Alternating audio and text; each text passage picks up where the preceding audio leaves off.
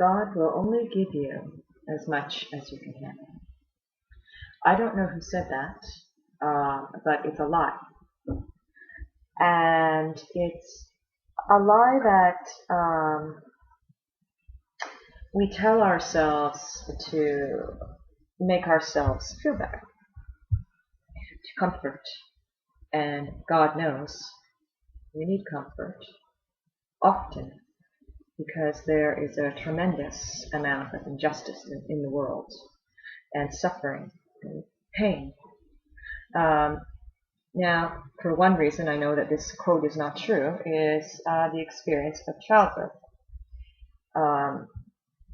In the 80s, I decided to do the natural childbirth, so I didn't take any drugs. Unfortunately, I had back labor, and it was excruciating for many hours, and I really only went moment to moment. If I didn't know that it was going to end, then I would get a gun and blow my head off. It was more than I could handle. So that's one experience of mild childbirth. Also, when my appendix burst, similar. I couldn't stand the pain. It was horrible. Again, if I thought that wasn't going to end, then I would kill myself. So these are just two examples of physical pain. Now, many people experience, of course, emotional pain. That's too much to handle, and they do end up killing themselves. And that's really sad because it wasn't reality what they were dealing with. Often, sometimes there's something that happens, I guess, to someone that drives them to kill themselves. But a lot of time people kill themselves because of emotional pain, because of things like they don't feel good enough. They don't feel good enough for some reason.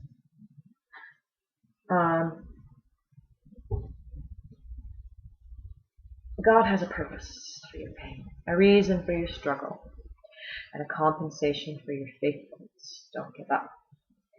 And the compensation for your faithfulness would be in the hereafter, right? When you die, you're going to go somewhere that's better. Which is really, you got to be careful of that, right?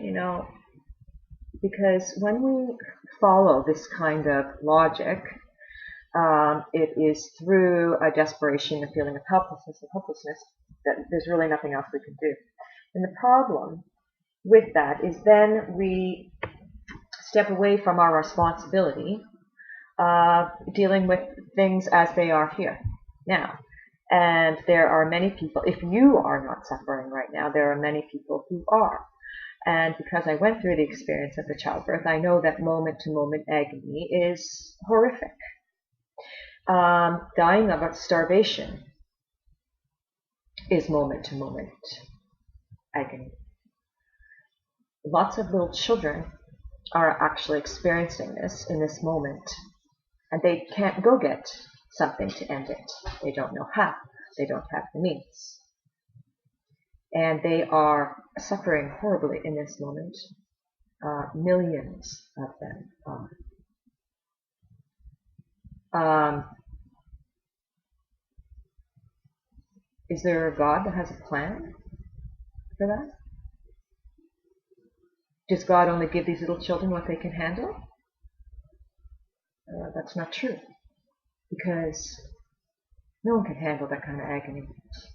They don't have a choice. It's ridiculous. And we just turn away, because you're not feeling the agony right now, and neither am I.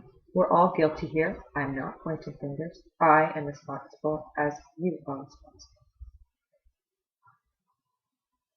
I frankly don't care. If there is some God that says that's a plan, then I don't respect that God very much. And I'm not going to follow that God. Because I am here. This is what the reality is. People are dying of starvation. Little children, innocent children, who can't even end it. And they have no choice but to go to the next moment. And then the next moment. And you don't feel that right now. And that's the only reason that you can go to sleep tonight. You can't sleep when you're in agony. And you can't breathe very well. So, there's a solution. There is, in fact, a solution. And the solution is to courageously stand up, put your pride, thoughts aside, personality aside, would be a good way to put it. Put your personality aside, and please investigate the links that I have below in this blog. There is a group of people promoting a solution, which would be an equal money system in this world. And all it takes is you, one moment to the next, with your breath,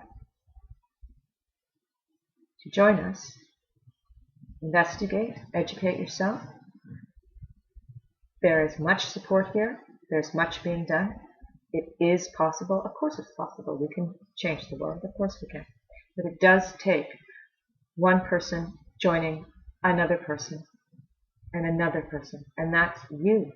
Because if it's not you, who's it going to be? If it's not me, who's it going to be? It has to be you and me. And there is a solution, and the solution, a part of the solution. It's a democratic system of equal money. One man, one vote. So please join us. Thank you.